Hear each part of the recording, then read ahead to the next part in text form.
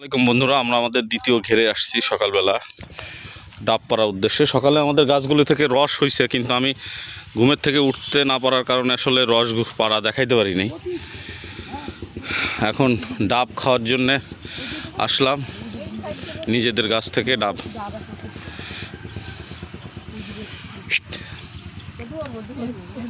উঠতে বলো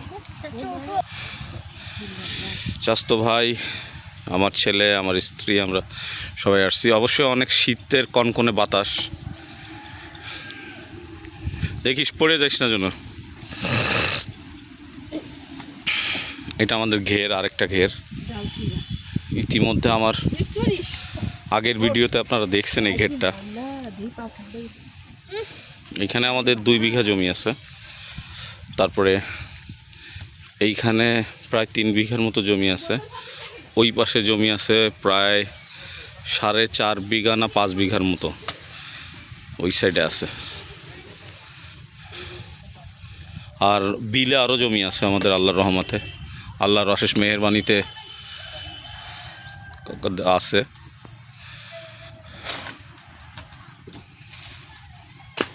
তবে আমাদের এই জমিগুলির দাম অনেক বেশি, কারণ এখানে আপনারা দেখতে পাচ্ছেন কিনা জানি না, ওই দূরে রোড আছে। এই রোডের কাছে জমি হওয়ার কারণে এই জমিগুলির দাম বেশি। এই যে মূল রাস্তা, মূল সড়ক, এটা খুলনা শহরে যাওয়ার সড়ক। আমাদের নদীর এই পার আর ওই পার, ওই পারে শহর, এই পার আমাদের গ্রাম।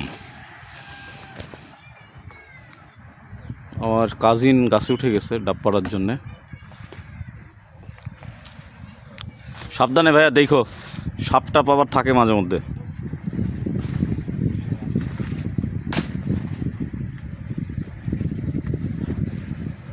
অসাধারণ পরিবেশ, শীতের সকাল।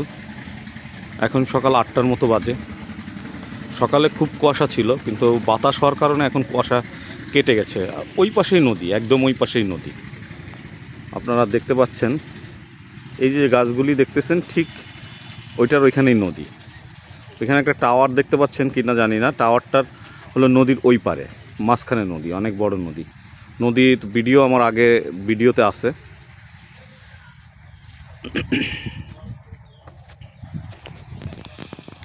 আমাদের ঘেরগুলিতে আসলে ফসল করা হয়, ধানি জমি প্লাস ঘের।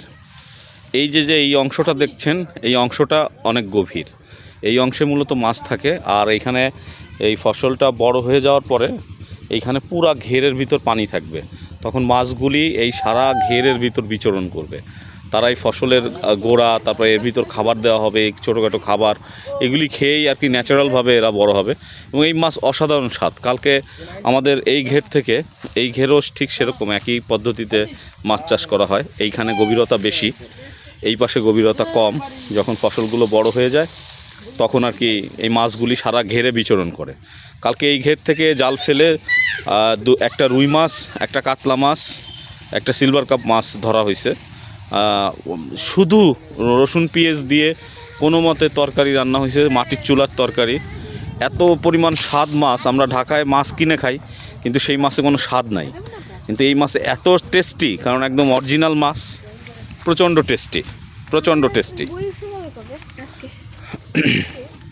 আসলে আমরা যারা ঢাকা থাকি তারা এইসব থেকে বঞ্চিত হই। বছরের একটা সময় একটু ছুটি নিয়ে আসতে হয় বাড়ি, তাই আসা। আমি প্রায় 2 বছর পরে বাড়িতে আসলাম, মাঝখানে বিভিন্ন কারণে খুলনা আসা হয়নি। তা এবার একটু অসুস্থতার কারণে বেশ কিছুদিন ধরে বাড়িতে থাকার কারণে বেশ অনেক কিছুই উপভোগ করলাম।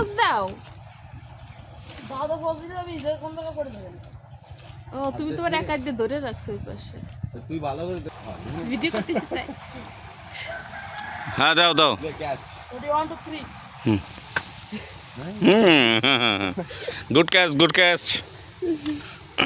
পারবা আম্মু কয়টা পারতে গেছে?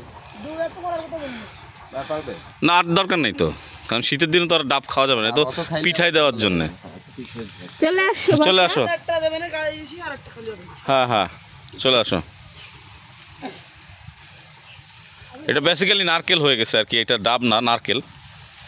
এটা হলো আমরা যে সকালে রস নিছি গাছ থেকে, সেই রসের পিঠায়। এই যে আমাদের অনেকগুলি গাছ, খেজুর গাছ আছে, অনেকগুলি খেজুর গাছ আছে। এইখান থেকে কাটা হয়েছে, ওইখান থেকে কাটা হয়েছে, সব আমার চাস্তো ভাই কাটছে। ও আসলে প্রফেশনাল গাছই না, কিন্তু ও প্রফেশনালিভাবেই কাটতে পারে, অনেক সুন্দর কাটে, ওর অনেক গুণে গুণান্বিত বাঁধন। সে দেখেন অলরেডি সকালে গাছেও উঠে গেছে, গাছে উঠে অলরেডি ও ক্লাস 8-এ পড়ে, এবার 8-এ বৃত্তি দিছে। কিন্তু ওর এমন কোনো কাজ নাই যে ও পারে না, পড়ালেখায় যেমন ও ফার্স্ট তেমন সকল কাজেও ফার্স্ট। ঠিক আছে বাঁধন, আস্তে আস্তে নামো। ঠিক আছে বন্ধুরা, আশা করি ভিডিওটা ভালো রাখছে। আপনারা সবাই যারা নতুন আমার ভিডিওটা দেখছেন তারা সাবস্ক্রাইব করে দিবেন, যারা পুরান তারা লাইক দিয়ে শেয়ার দিয়ে পাশে থাকবেন ইনশাল্লাহ। আসলে আমার শখের বসে ভিডিও করা, আমি সাধারণত প্রফেশনাল ভিডিও মেকার না, শখের বসে ভিডিও করি। নিজের ছোট একটা চ্যানেল আছে যেখানে আমার অল্প কিছু সদস্য আছে, তাদের নিয়েই আমার পথ চলা করে যাচ্ছি। আল্লাহ রহমত করলে একদিন ইনশাল্লাহ আপনাদের সবার দোয়ায় হয়তোবা অনেক ভালো কিছু করতে পারবো। তা খুলনা তেরোখাদা থেকে আপনাদের সবাইকে শুভেচ্ছা।